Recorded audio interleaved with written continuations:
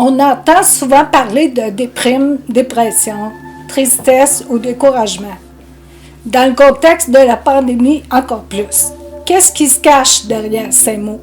Ce sont toutes des malaises, des réactions à nos émotions. La déprime arrive à mi-chemin, si je peux dire ça comme ça, entre l'émotion et la dépression, qui, elle, c'est la maladie finalement. C'est un peu l'équivalent du mal de cœur et de l'indigestion. En fait, il y a plusieurs façons d'expliquer ça, mais simplement, je dirais que ça passe comme en crescendo. D'abord, on vit quelque chose de pas facile, puis ça déclenche des sensations en dedans de nous autres. Comme le COVID, c'est pas la cause de notre détresse, c'est un élément déclencheur. C'est un problème qu'on vit comme n'importe quel autre problème, il y en aura toujours. Mais c'est pas le COVID qui nous rend malade, c'est notre incapacité à gérer ce problème-là, puis tout le stress que ça peut nous amener en même temps.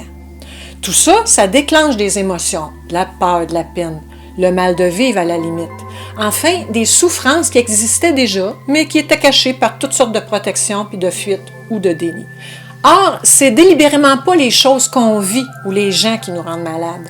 C'est les émotions démesurées que ça va déclencher dans nous autres qui finissent par nous rendre malades.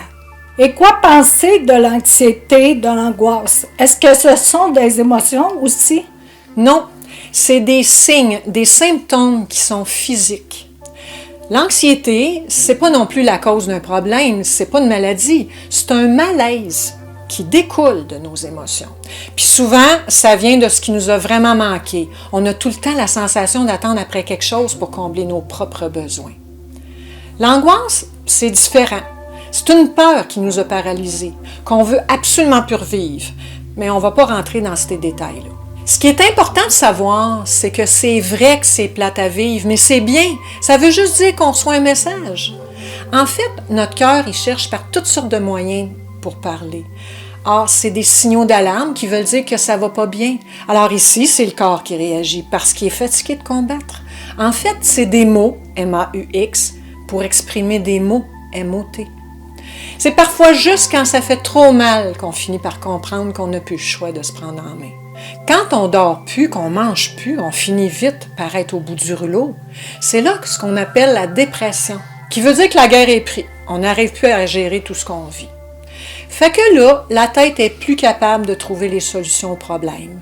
Il y a notre cœur qui va crier à l'aide avec toutes nos émotions qui vont remonter en même temps, puis notre corps qui s'exprime avec tous les symptômes qu'on a parlé. La dépression, là, c'est de perdre le contrôle, c'est se battre contre soi. Si vous avez le goût d'être en paix, là, ben commencez par l'être en dedans de vous autres. Alors, si on doit retenir quelque chose de grand de ce qu'on vit actuellement avec la pandémie, c'est que lorsqu'on fait rien, là, ben ça peut dégénérer. C'est sûr que c'est pas toujours évident puis facile d'affronter nos bébites, mais l'idéal, là, c'est de pas attendre de craquer avant d'écouter tous les signes qu'on reçoit, parce que sinon, là, la pente, elle peut être dure à remonter. Et que fait-on lorsqu'on est confronté à tous ces signes, ces symptômes? Faut en parler, faut se faire aider. Il faut trouver la véritable cause du mal qu'on vit, parce que tout part de certaines choses qu'on trouve plus difficiles à vivre que d'autres, pour toutes sortes de raisons. Vous le savez, le passé il a laissé des marques. On ne pourra jamais changer ça. On voudrait bien l'oublier, mais ça ne disparaîtra pas, au contraire. Un bobo qui n'est pas guéri, là, ben, il ne s'efface pas, mais il risque de grossir si on l'accroche encore, comme le faire dans une plaie. C'est pareil pour nos émotions. On les refoule si on ne veut pas les regarder, puis un jour, il y aura d'autres problèmes, puis ça va les déclencher encore. C'est d'ailleurs pour ça qu'on revit tout le temps les mêmes patterns dans nos vies. Ça nous force à se libérer de nos blessures si on ne veut pas continuer à avoir mal. On n'a pas à avoir peur de nos émotions, il faut les comprendre pour voir ce que ça peut cacher vraiment.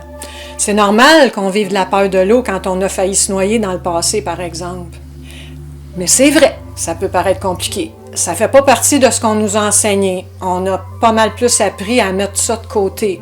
Tout ce qui n'était pas positif était mis de côté. Donc, c'est pas étonnant que notre société est aussi triste. On ne sait plus comment être heureux.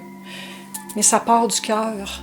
Parce que dans le fond, là, c'est quoi qui vous touche le plus? C'est quoi qui est beau? C'est les gens qui s'expriment avec leurs émotions. Tout ça, ça rejoint votre cœur, puis ça fait du bien. Alors, ça se résume comme ça. Quand on est bien, on reste bien. Mais quand on est mal, là, il faut voir en dedans pour voir ce qui ne va pas, puis pour y remédier, comme disait ma mère. Et si vous voulez savoir comment on fait ça, bien concrètement, là, ça se passe au présent.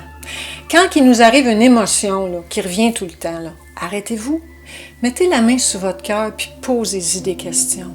Pourquoi ça va pas bien? Qu'est-ce qui s'est passé? C'est qui ou c'est quoi qui t'a viré à l'envers? Il faut identifier ce qui s'est passé en dedans puis le reconnaître sans jugement. Ensuite, on trouve le pourquoi. Pourquoi ça m'a dérangé autant que ça? Pourquoi ça a fait autant mal? Pourquoi c'est impossible à supporter? C'est quoi qui m'a autant choqué ou qui? Ça peut aussi cacher une peur. Laquelle? Enfin, écoutez votre cœur.